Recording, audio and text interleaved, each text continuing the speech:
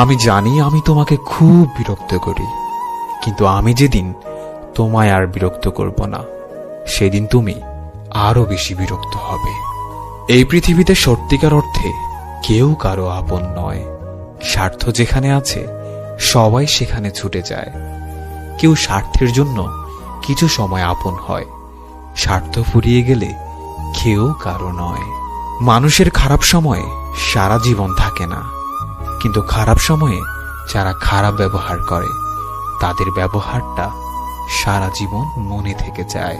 জীবনে কিছু মানুষ এমন হয়ে থাকে যারা কাছে থাকলেও কাঁদায়, আবার দূরে গেলেও কাঁদায়।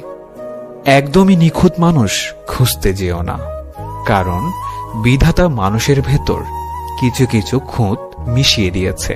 বেশি নিখুঁত মানুষ খুঁজতে গেলে তুমি ভালোবাসার জন্য কোনো মানুষই খুঁজে পাবে না। মাঝে মাঝে চিন্তা করি, নিজেই তো নিজের মনের মতো হতে পারলাম না, তাহলে অন্যের মনের মতো কিভাবে হব?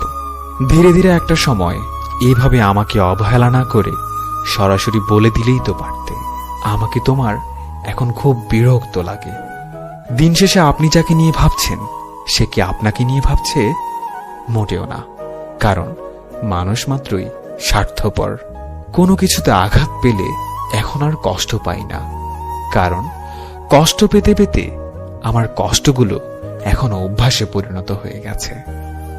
হয়তো ভুল করেই তোমাকে চেয়েছিলাম, কিন্তু আমি জানতাম না তুমি আমার চাওয়ার থেকে অনেকটা বেশি দামি।